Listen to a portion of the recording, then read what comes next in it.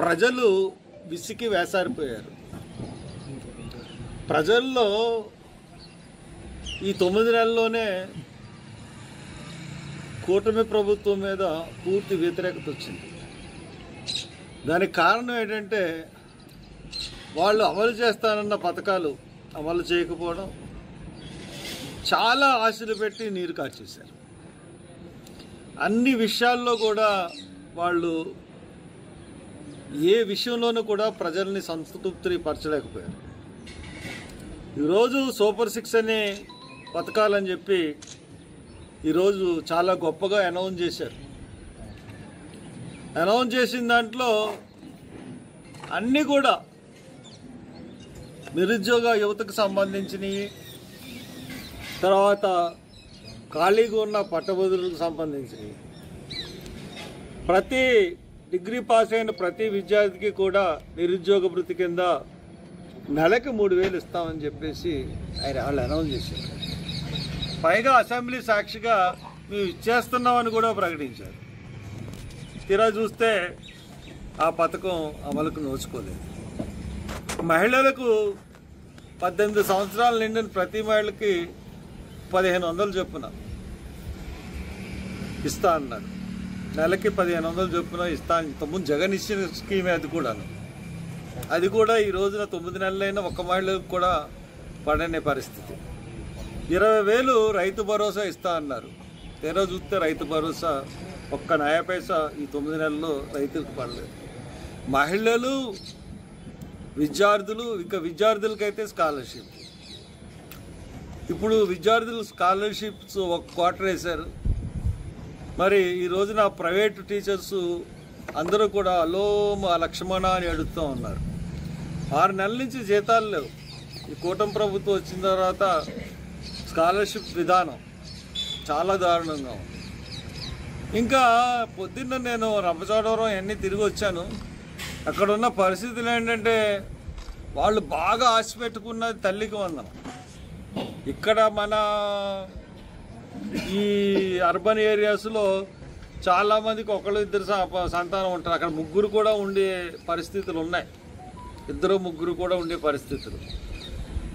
వాళ్ళందరూ కూడా జగన్ ప్రభుత్వాన్ని సపోర్ట్ చేద్దాం అనుకుని లాస్ట్లో తల్లికి వందనం ఎంతమంది ఉంటే అంతమందికి వేసేస్తానన్నారని చెప్పి వాళ్ళకి ఆశపడి అందరూ కూడా ఆ తల్లికి వందనం స్కీమ్ గురించి వేసేసారు.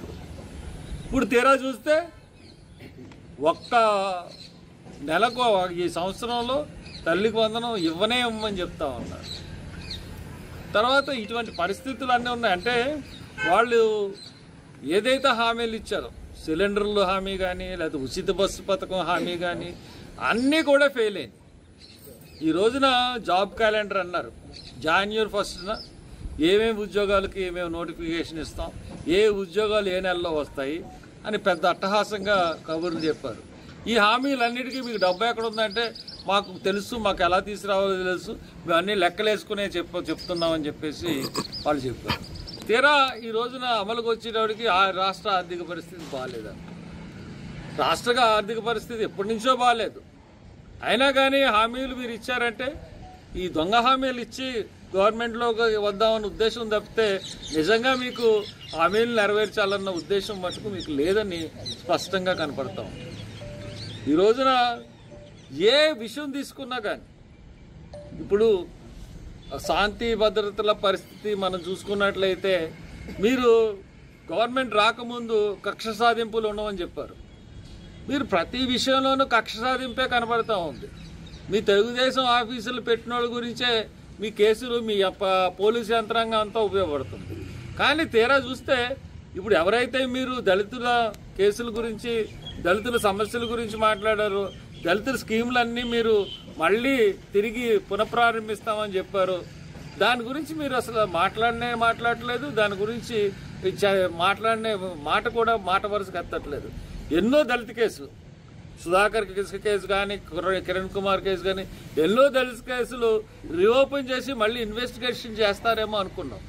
మీ యొక్క ఆఫీసుల గురించి మీరు చూసుకుంటున్నారు తప్పితే ఈ కేసుల గురించి మీరు మాట్లాడే పరిస్థితి అన్నది నాకు కనపడలేదు. కాబట్టి ఎంత చెప్పుకున్నా కానీ ఒక మంచి పని అన్నది మనకి ఈ కూటమి ప్రభుత్వంలో మనకు కనబడట్లేదు. కాబట్టి ఈ యొక్క పరిస్థితిని బట్టి నేను చెప్తున్నది ఖచ్చితంగా మీరు జీవి సుందరిని గెలిపించండి. ఈ రోజున రావులపాలెంలో మాట్లాడుతున్నాను, కొత్తపేట నియోజకవర్గం, ఆత్రేయపురం మండలం కానీ, లేకపోతే ఆలమూరు మండలానికి కానీ, రావులపాలెం మండలం కానీ, కొత్తపేట మండలం కానీ 4 మండలాలు ఉన్న ప్రజలు విసికి వేసారిపోయారు. ప్రజల్లో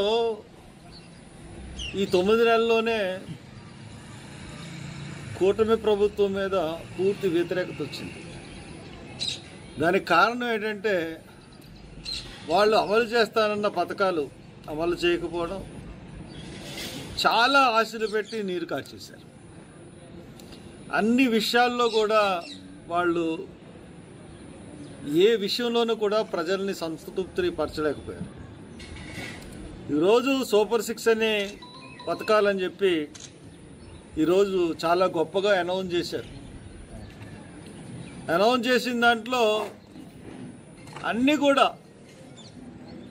నిరుద్యోగ యువతకు సంబంధించినవి, తర్వాత ఖాళీగా ఉన్న పట్టభద్రులకు సంబంధించినవి, ప్రతి డిగ్రీ పాస్ అయిన ప్రతి విద్యార్థికి కూడా నిరుద్యోగ భృతి కింద నెలకి 3,000 ఇస్తామని చెప్పేసి వాళ్ళు అనౌన్స్ చేశారు.